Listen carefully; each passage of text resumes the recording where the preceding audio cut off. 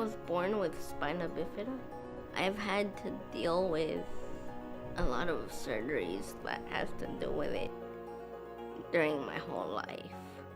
Having to decide myself, it was really hard. But now that I have a lot of people that help me make decisions, it's a lot easier on me. For the longest time, and still today, people with disabilities were thought to not have the ability to direct their own lives. There is an assumption that a person with a disability is a perpetual child, and guardianship or conservatorship makes that assumption a legal reality. We essentially take away the legal status of an individual. We say this person is incapable of making decisions themselves, and so we are going to appoint someone else to make the decision for them. Most people with disabilities are able to make their own decisions, and there's no reason why we should be taking that autonomy away. Now there's a newer concept, supported decision making, that says people can make their own informed choices. They may need support to do so, but let's offer that support so that everyone can have independence. Supportive decision making to me is really exciting because I think we're talking about people taking their own personal power.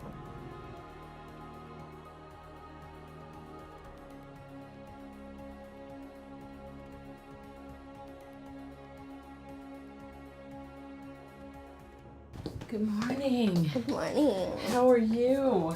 Fine, thank you. Gabby's team consists of Gabby and her mom as the sort of central nucleus, and then Mark, who is the health advocate from the ARC, and then I'm her primary care provider. Well, tell me what's been happening in the past couple of months. I think you had another visit to St. Mary's? Yes. Yes. We talk Tell me about that. about what's going on, and we finally make a decision together. They say that I'm healing up Uh-huh. slowly but surely. The goal is for Gabby to take independence and responsibility for her healthcare decisions. It was up to 20-30 minutes. 20-30 minutes every day? Yes. Every hour in the chairs, then 20 minutes recline. Okay. 20 to 30, but 20 is minimum. Okay. Gabby has a mild cognitive disability. She is in college right now, and she does very well. She struggles a little bit with organizational knowledge. Anything to keep that wound healed, right? Yes. Yes. One of the things that Gabby and I work on is prioritizing medical needs and prioritizing the things that she really wants to make clear to her medical provider. But then the big job for Gabby and I is after the appointment.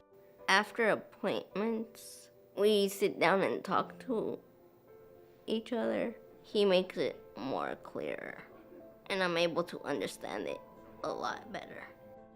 All of us tap into experts and help to make difficult decisions in our lives. We consult lawyers and people who are more knowledgeable than ourselves to help us make decisions. Supported decision making is no different than that. The individual with a disability doesn't have decision making taken away. The decision making is augmented. What we mean by supported decision making is that she has that freedom, but we provide the layers of support that she needs to make the healthiest and the safest decisions. Hello, Gabby, how are you? This year has been particularly tough. Gabby was hospitalized for many months, required several surgeries, and it took her out of her normal life for months. The decision making around this was to help see what the benefit of having these procedures done and what was the risk, and also trying to focus on kind of the light at the end of the tunnel. I was so scared of having eye surgery. When the doctor had said that there was a 50-50 chance that it would get better, or as the time passed, it would get worse. At that instant, I just shut down because I did not want to lose my eyesight. Doctors have a responsibility to get informed consent from their patients. Informed consent means being able to understand what your options are, the risks and benefits, weigh them against each other, and communicate a choice. It is something that, because I see so many people with disabilities, when an individual comes in by themselves, which can happen sometimes, it's very, very difficult for me as a clinician to know if indeed that person is leaving with the information that they need to leave with. Have they understood what we've talked about? And I have seen throughout the years individuals with disabilities not getting diagnostic tests done because the technician did not feel that they had consent. So I've definitely seen people not get the health care they need because of this issue of clinicians being afraid of doing a test that they didn't have consent for. Right now, doctors have a lot of pressures on them, and probably the biggest pressure is that they don't have enough time with patients. And the one thing that almost every patient with a disability needs is more time. One of the benefits of supported decision-making is that the supporter can actually be a time saver for the doctor and for the patient. The supporter can help facilitate the communication. The supporter can help translate outside of the doctor's office hours. And the supporter can come back much more efficiently with the patient and ask questions and provide follow-up. Gabby expressed that she was quite scared of undergoing the procedure.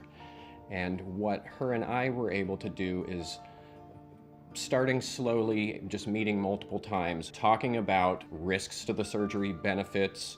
At the beginning, she was only thinking about the dangers of it. We finally came to a decision just talking about it. And that's when I finally decided that I was gonna have the surgery.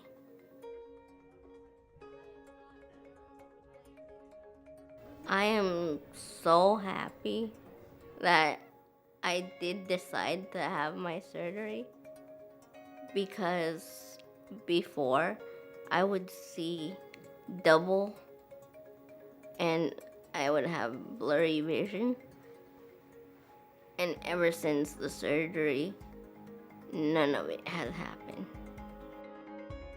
The role of a health advocate is certainly rewarding because you're helping people make healthy, safe, sometimes life-saving choices. But to be able to help them make the choice, the healthiest choice, the safest choice, and the choice that might make them happiest is the most rewarding part.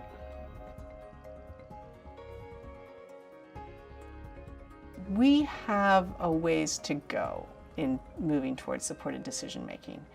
We would like to see a legally recognized model of supported decision-making. But we're still at a very early period in setting up the legal infrastructure that will ensure that doctors feel comfortable interacting with supporters as well as people with disabilities.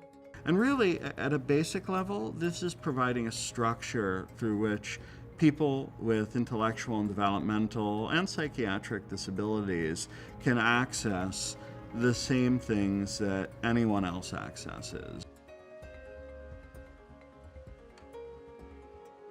I think it's a game changer.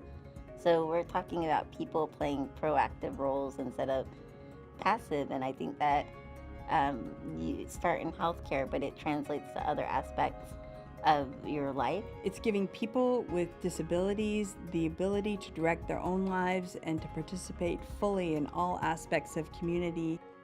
Since I've had a lot of help, I feel like my health is getting better, and I do feel a lot more confident about myself. Mark did show the doctors who I really was, that I could speak up for myself. And now to have people look at me like I want them to look at me. It just feels great.